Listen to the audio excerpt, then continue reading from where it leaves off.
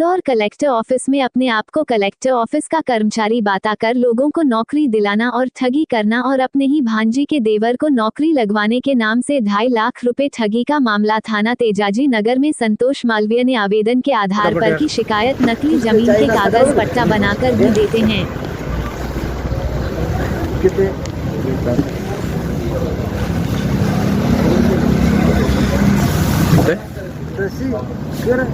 तो हो ही नहीं पाएगा अरे यार जो देखना यार थोड़े मैंने बोला कि तुमको 50 दूंगा, तुमने बोला था तुमको 50 दो फिर तो करेगा तो तुमको 25 दूंगा। हमारे साथ में ये घटना हुई कि मेरे मामा जी हैं, वो कलेक्टर ऑफिस में काम करते हैं या फिर गाड़ी चलाते होंगे। वैसे तो उन्होंने यही बोला कि मैं कलेक्टर ऑफिस में नौकरी है मेरी, काम करता हूँ और सबकी नौकरी भी लगा देता हूँ। बोले कि बेटा तू बोले कि गांव में रहती है, इतनी परेशान है, बोले गरीबी सहन करती है, तो तेरी नौकरी वोकरी लगवा ले क्यों नहीं। मैंने कहा कि मैं क्या नौकरी करूँ। बोले कि जमाई की लगवा दूंगा मैं यहाँ पे नौकरी, कोई भी नौकरी प्राइवेट भी सरकारी जो भी है मैं लगवा दूंगा।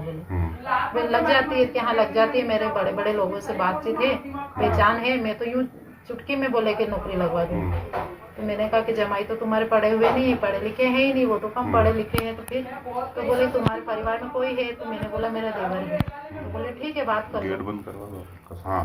मैंने देवर से बात करी कि भैया मेरे मामा जी है, आपको अगर विश्वास हो मुझ पे तो आप ऐसा करो ना कि उनसे मिल लो, कुछ भी मतलब बात कर लो, आपकी नौकरी का है, पढ़े लिखे हो तो मतलब यहाँ गांव में खेती में कुछ भी नहीं पड़ता है, बचता भी नहीं है, गरीब है अपन, तो किसी की भी नौकरी लग जाएगी तो फायदा ही रहेगा। वो बोल रहे मेरे मामा जी है। उन्होंने बोला कि भाभी तुम्हारे मामा जी है, तो मेरे भी मामा जी हुए, पूछना क्या देखना क्या, ठीक है बोल दो हाँ। बोले कि अपन नौकरी की मेरी लग जाए तो अच्छी बात है। तो मैंने मामा जी को बोल दिया कि मामा जी उनकी तो नौकरी लग नहीं सकती, पढ़े लिखे नहीं है, तो मेरे देवर की लगा दोगे। तो कहा हाँ जरूर लगा देंगे। तो फिर बोले वो कि उसमें खर्चा लगेगा। तो मैंने फिर बोला देवर को कि खर्चा लगेगा भैया, ठीक है देंगे थोड़ा बहुत खर्चा।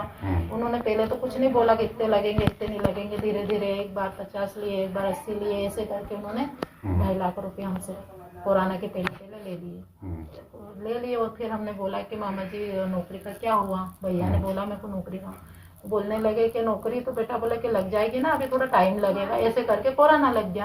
फिर मैं बोले कि मामा जी क्या हुआ कोरोना इसका नौकरी का। तो फिर बोले वो कि बेटा अभी तो कोरोना लग गया तो अभी तो कुछ नहीं होएगा, कोरोना लग गया तो कोरोना में क्या होएगा। बोले कि ऑफिस ही खुली नहीं रहती। तो फिर मैंने फिर देवर को बोला, देवर और हमने दोनों ने बात करी तो उन्होंने बोला कि हाँ बोले भाभी कोरोना में ऑफिस नहीं खुलती है। मैंने बोला ये भी सही बात है, हमने कुछ भी नहीं बोला, कोरोना खत्म हो गया, काम धंधा सबका चालू भी हो गया। अब फिर बोले हम कि मामा जी पैसे ये नौकरी का क्या हुआ, पैसे हमने इतने दे दिए तुमको, 2.5 लाख रुपए कोई कम नहीं होती है, हमने ब्याज में लिए, हम दाड़की करते हैं, दिन भर मजदूरी करते हैं, हम 9 बजे के 8 बजे के जाते हैं, शाम के 6 भी बज जाते हैं, हम लोगों के यहाँ काम करते हैं। हमने ब्याज में पैसे लिए, नौकरी लग जाएगी तो इनकी तनख्वाह चालू हो जाएगी, हम लोगों के दे देंगे पैसे या फिर हमारे पैसे दे दो। तो बोले कि पैसे लेने की क्या जरूरत, बोले लोन निकाल लो। तो बोले कि अच्छा रहेगा, बोले लोन में तुमको बोले कि कम लो पैसे ये भरने पड़ेंगे। देवर ने मना बोल दिया कि अब लोन वोन कुछ नहीं लेना भाभी, मेरे को तो मेरा 2.5 लाख रुपये दिलवा दो। मैंने तो नौकरी की बात करके पैसे दिए, बोले कि तुम्हारे मामा जी ये दिलवाओ। अब मैंने इन पे फोर्स डालना शुरू करा कि मामा जी मुझे दो मामा, तो बोले कि हाँ दे दूंगा, ऐसे कर करके टालने लगे मुझे बार बार। अभी फिर महीना भर हुआ होगा, मैं गई कि मामा जी आखिरी बात बोल दो, मुझे देने पड़ेंगे, मेरे देवर ससुराल वाले सब परेशान कर रहे।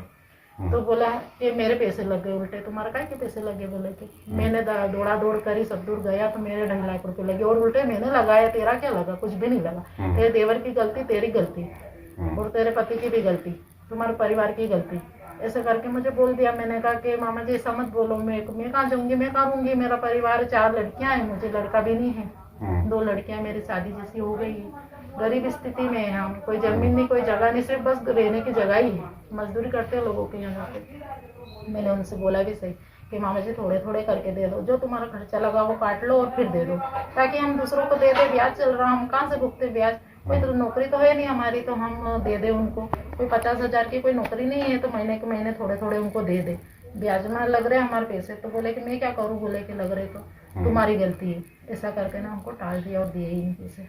अब ससुराल वाले मुझे परेशान करने लगे। देवर बोलता है कि तो हमने तो तुमको देख के दिए, कहाँ से भी लाओ पैसे दो, नहीं तो मत रो, यहाँ पे ये जगह आगा मेरी है, पैसे दोगे तो रो, नहीं तो कोई बात नहीं। अब मैं वहाँ पे रोज ताने सुन सुन के रह रही थी, हद से हद हो गई। तो फिर मैं यहाँ छोटे भांगड़दे में आके रहने लग गई। तो मेरी बच्ची उन चारों मेरे पास में ही है।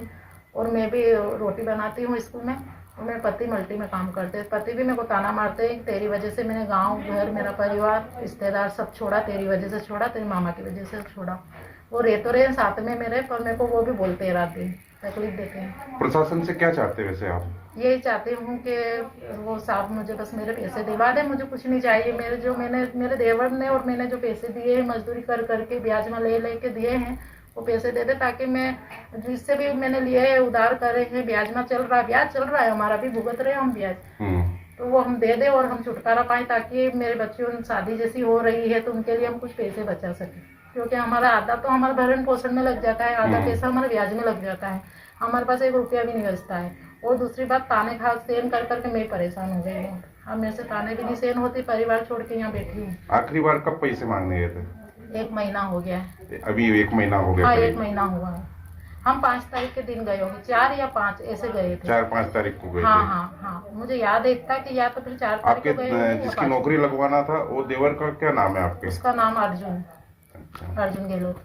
और ये आपके मामा जी कहाँ रहते हैं? मेरे मामा जी असरावत खुर्द रहते हैं, खंडवा रोड के, जिला पंचायत। अच्छा, और क्या क्या बताया इन्होंने, कहाँ क्या काम करते हैं? ये इन्होंने मेरे को यही बोला कि मैं कलेक्टर ऑफिस में काम करता हूँ, कलेक्टर की नौकरी, तो ये गाड़ी चलाता हूँ, और मेरी सब साबुत से परिचय है, पहचान है, तो मैं तो नौकरी तेरे देवर की चुटकी में लगा दूंगा। काई के लिए खेत में मजदूरी करो, क्या बचता है, कुछ नहीं। तो मैंने भी सोचा कि मेरे मामा जी है, क्या पूछताछ करना, क्या लिखा पढ़ी करना, क्या देखना भालना, और मैंने भी आंख बंद करके पैसे देने शुरू कर दिए। पैसे दे 2-3 बार में हमने 2.5 लाख रुपए दे दिए। अब 2.5 लाख रुपए कोई जेब में तो पड़े नहीं थे, कोई पहले से तो थे नहीं, हमने इधर उधर से उधार लिए, पति ने भी उधार लिए इधर उधर से, मैंने भी लिए, मजदूरी करी, भेले करे पैसे, और देवर ने भी करे, ऐसे करके 2.5 लाख रुपए हम दे चुके हैं। पर 2.5 लाख रुपए में से हमको कुछ भी नहीं मिला। ठीक है, क्या नाम है आपका? मेरा नाम जया। कहाँ रहते हैं? वैसे तो अभी मैं बांगड़दा रहती हूँ, क्योंकि ससुराल वाले रख नहीं रहे, ताने मारते हैं, तो मैं यहाँ आके रह रही हूँ मेरे परिवार को लेके। लेकिन मैं खास मेरा ससुराल उज्जैन जिला बड़नगर तहसील गाँव मामला।